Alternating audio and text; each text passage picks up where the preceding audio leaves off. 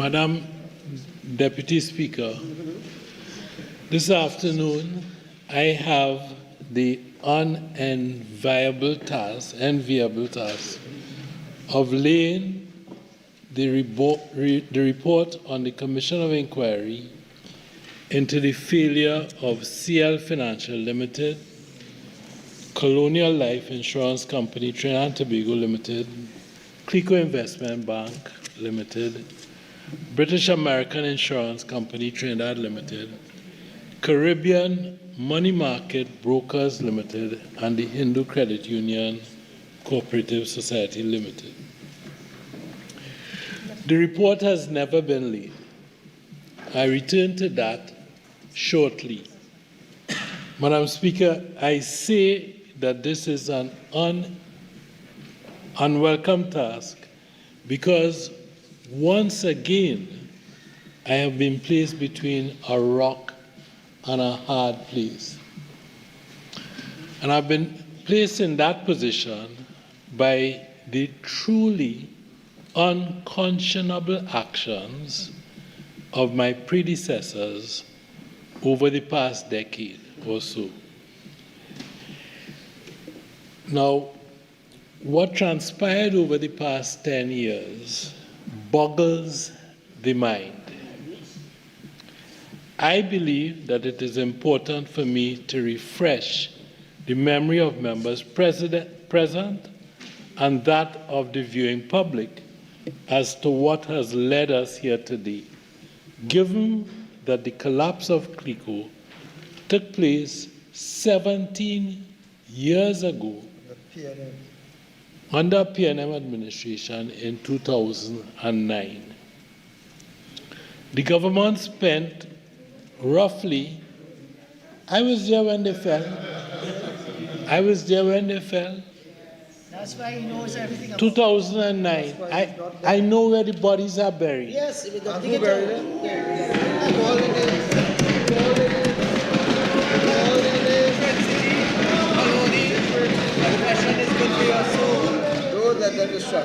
The government spent $28 billion. The government spent $28 billion rescuing the group. $28 billion. Wow. To date, however, and I was not there in 2010, just for the record, to date, however, somewhere in the vicinity of about $3 to $4 billion over and above that $28 billion have been spent on matters relating to the collapse of CLICO. Now, I say that that money has been spent, Madam Deputy Speaker, because the previous Attorney General, not me, and the Attorney Generals twice removed, not me, were irresponsible enough to have engaged lawyers and accountants over the decades and then to have stopped paying them in some cases since 2022, when I was at the University of the West Indies teaching my students. Not me. Madam Deputy Speaker, I'm not referring to a couple $1,000s here and there. I'm not even referring to some hundreds of thousands of dollars. I am speaking of close to $500 million. I would descend to particulars, spent on a particular firm, Deloitte and Touche, close to $400 million, not hired by me. That is a team that I see that I will have to repeat often this afternoon, and lawyers to support them. Now, they haven't paid Deloitte and Touche since 2022. So it begs the question, what is going on. They've been taking work from Deloitte and Touche since 2022. And then they have the temerity to come to this house to ask me, I want to see what is going to happen with the corruption investigations. They've been freeloading. Freeloading. You run up astronomical amounts of money, run away, asking questions, and then on my first few days inside here, what going to happen with the corruption investigations? Well, Deloitte and Touche down tools, as they were supposed to do. Yes, sabotage. Now, I'm coming to the sabotage point shortly. Now, it would be one thing if Deloitte and Touche and the persons hired for the Director of Public Prosecutions had managed to charge someone. But you know how many people have been charged?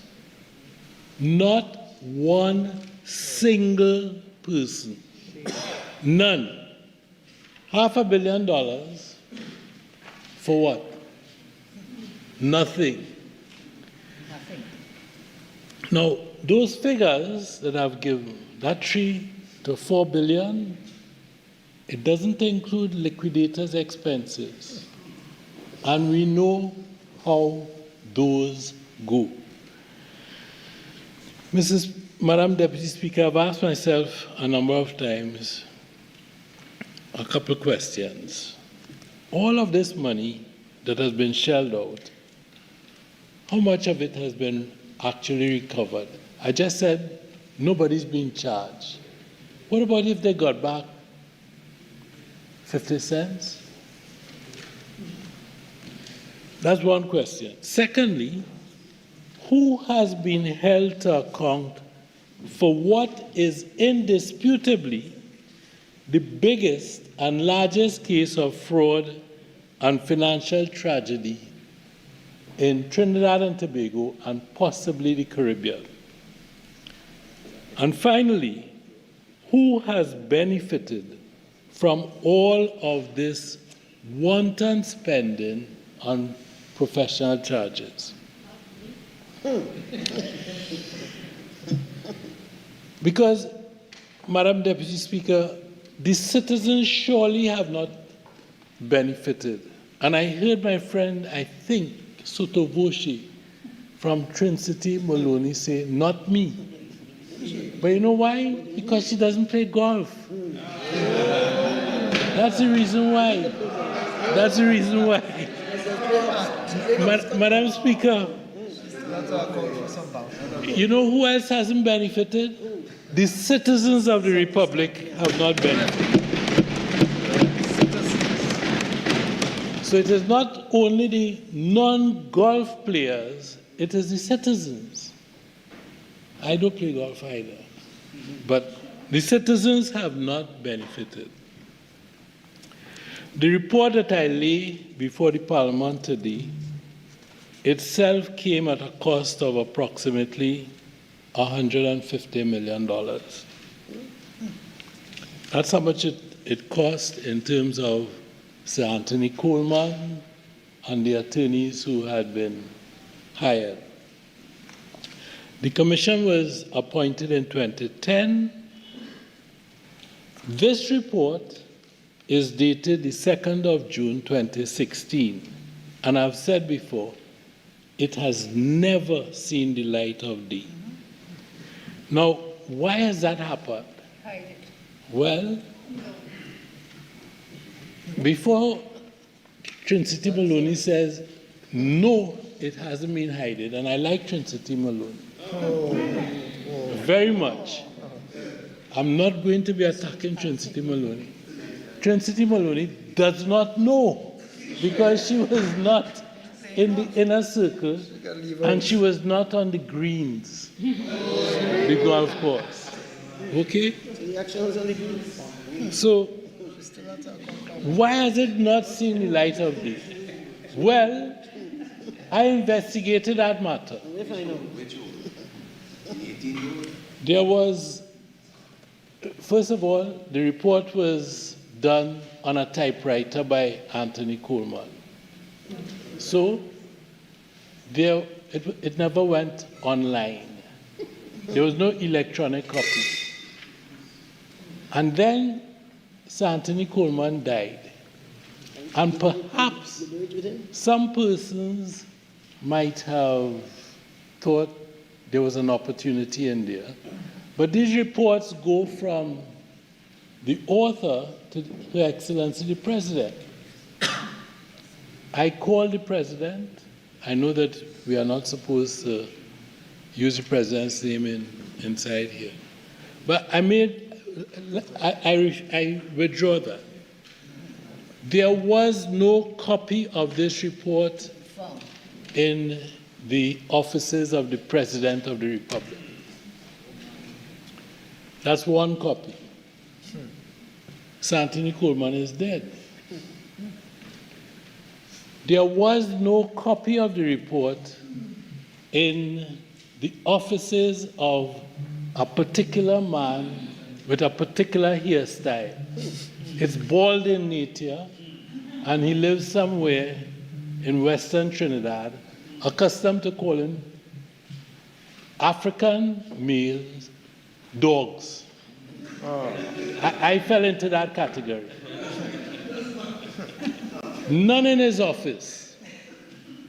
None in his office, and I hesitated to check to see if there were any at his home. None in his office. None in the office of the Attorney General. The report could not be found for months. The permanent secretary to the Ministry of the Attorney General couldn't find it. The permanent secretary to the office of the Prime Minister could not find it. No copies anywhere. But you were persistent. I was persistent. And eventually, I managed to get my hands on the report, and the report is before us today.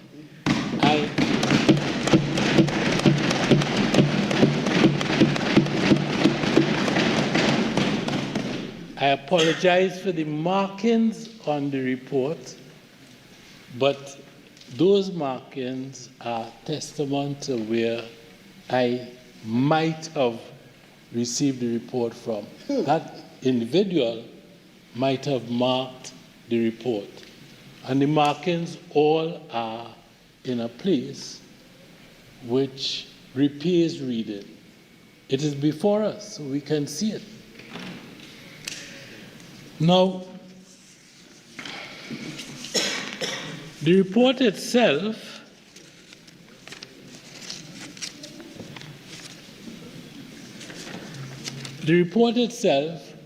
now we're on the point about the disappearance of the report. But there was something else that was strange about this whole thing.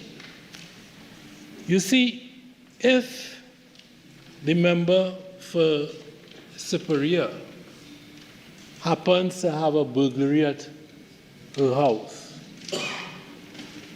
4 or 5 police officers would be assigned to investigate the burglary. If a television set is lost or stolen, 4 or 5 officers will investigate the theft of the television set. And the same for the Honorable Minister of Finance, Minister Tanku. But do you know what? This report, which I've said, chronicles the largest financial fraud in the history of this country. Do you know how many people were investigating this matter? How many police officers? 5 people investigating the theft of a TV or Converse shoe. But how many people are investigating this report? No more police officers than 3, and in some cases 1. What? And on very few occasions, None.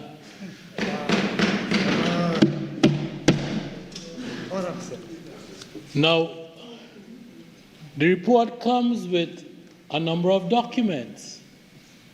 It comes with tens of millions of emails, financial accounting records, forensic analysis, sufficient to prove numerous complex cross-border transactions, 6,414 pieces of electronic evidence, That is why we 1,650 boxes of hard copy boxes. Well, God alone knows what's in those boxes. Now, but who's checking on this? One police officer? It is impossible. So I want colleagues to know that something took place in the investigation of this matter. Now you might ask, what is that thing? Well, Madam Deputy Speaker, it's come to my attention that there was a particular gentleman in, not the Attorney General immediately before me, my good friend from Trinity Maloney, or the one before her, but perhaps the one before him, I'm not sure. But the one several times removed. They had quite a few. That gentleman sat on the board of one of the entities that Mr. Coleman had quite a lot to say in this report. And I mean, what he says is that, I know I don't want to read it, but Yes, put it in the report. Put it in the report. That's it. okay, my colleagues are asking. Put it on the report. Yes. I bow to pressure at times. So that I didn't know that I would be asked that, but I am a man who normally prepares. So I have the quote. Yes. Verbatim for us. In section 5 of the report, under the heading recommendations, and this deals with CLICO Investment Bank. I haven't mentioned any names. Paris. Section Roman V18 states, as regards CLICO Investment Bank, conspiring during the period from 1 January 2002 to 30th March 2009, together with the principal officers and members from time to time of the board of directors and or the managers of so-and-so, in particular one Lawrence Dupree, now deceased, and Richard Trotman, referred collectively to as the co-conspirators. Now that's a serious term there. Because we all know that, I mean, even my friend, my former student, would understand what a conspiracy is. It's an agreement between two persons to do that which is unlawful. Now, and they go on, to defraud depositors from time to time in CIB by agreeing, this, not my word, dishonestly to put at risk the value and recoverability of the assets available to meet liabilities to those depositors. Well, then he's saying, so he doesn't have the power to charge, but he's saying, call the police. Now he goes on, this is Mr. Coleman. He goes on to talk about a Ponzi scheme and the like.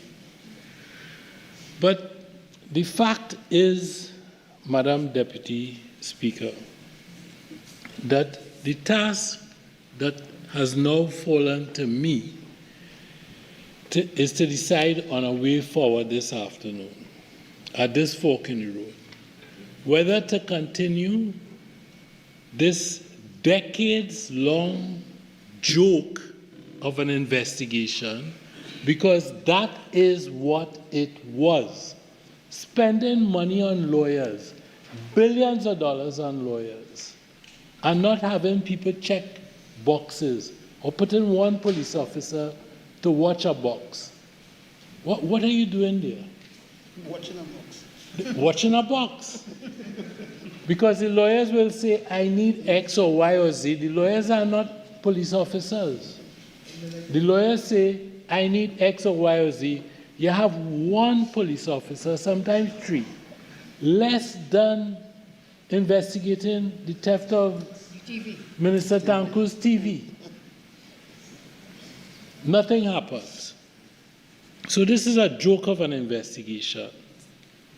What do I do? Well,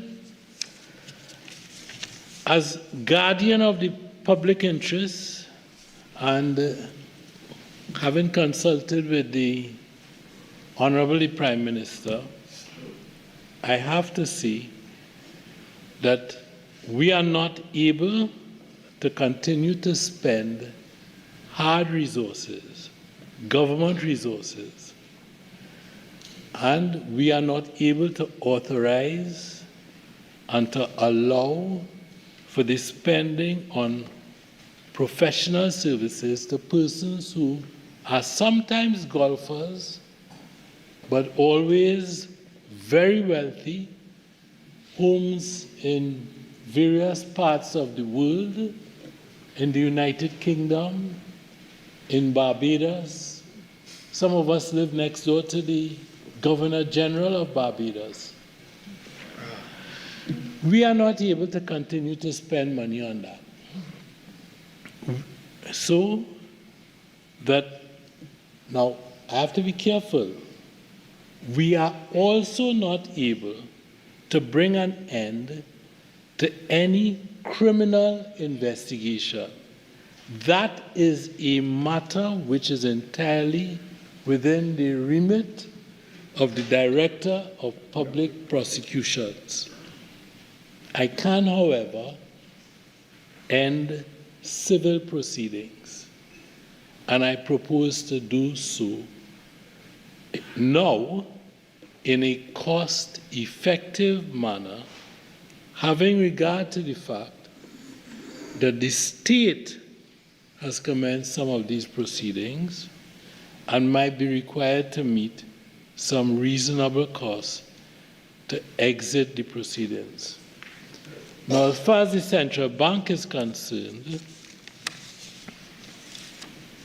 I want to see that I am not going to make a decision with respect to the central bank and its matters. Years ago, I was involved as representing the sixth defendant in a matter brought by the central bank, and I do not think that it would be appropriate for me to get involved in that.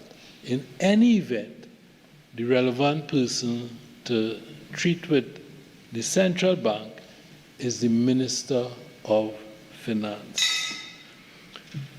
I say this, however, the Minister of Finance is entitled, notwithstanding the fact that the central bank is independent, the Minister of Finance is entitled to take a decision with respect to this matter and costs and the effects of wanton spending on the profits and dividends which the central bank pays to the government of Trinidad and Tobago, which are derived from the management of the bank's dealings in foreign exchange. And I am told that he will be writing to the bank this afternoon with respect to the government's general policy. I thank you, Madam Vice President, and the report is Deputy Speaker. Madam Deputy Speaker. And I urge colleagues on both sides to read the report very carefully, because it stands as an indictment, not on us on this side, it weighs very lightly on our shoulders, but on yours. And perhaps there are lessons for you to learn in terms of allowing a small clique of persons to hijack your political party. Thank you, Madam Speaker.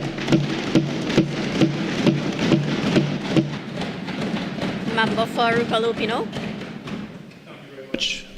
Madam Deputy Speaker. Madam Deputy Speaker, in accordance with Standing Order 24.3, or rather 4, I'd like to ask the Attorney General that based on the statement that you have just read in the Parliament and the fact, Mr. Attorney General, that you have laid the report in this Parliament, my question to you is whether or not your office or yourself consulted with the Office of the Director of Public Prosecutions to get his advice on your decision to lay this report in this Parliament. Thank you very much for the question.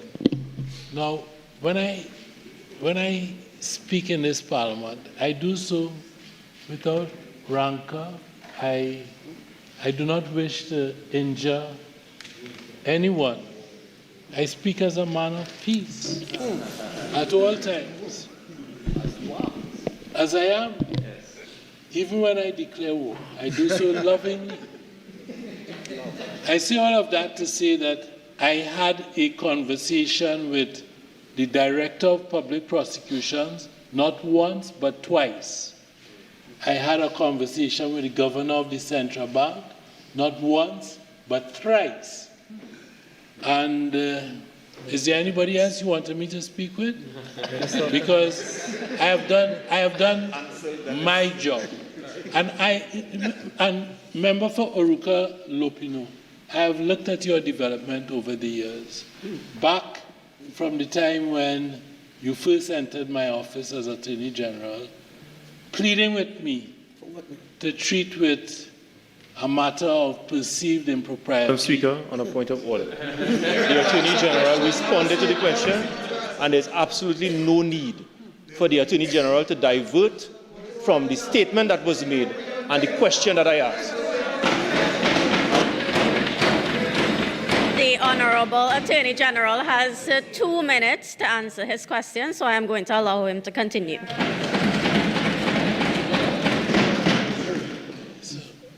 Perhaps you could have a sip of water, and I'll continue. You just wanted to use Someone get some water first. So back in those days when the complaint was... Standing Order 24.5. The Attorney General has 2 minutes in order to respond. And he's not responding. Honorable Attorney General, I kindly ask you to respond to the member's question. I'm doing so in my good time. And in my 2 minutes.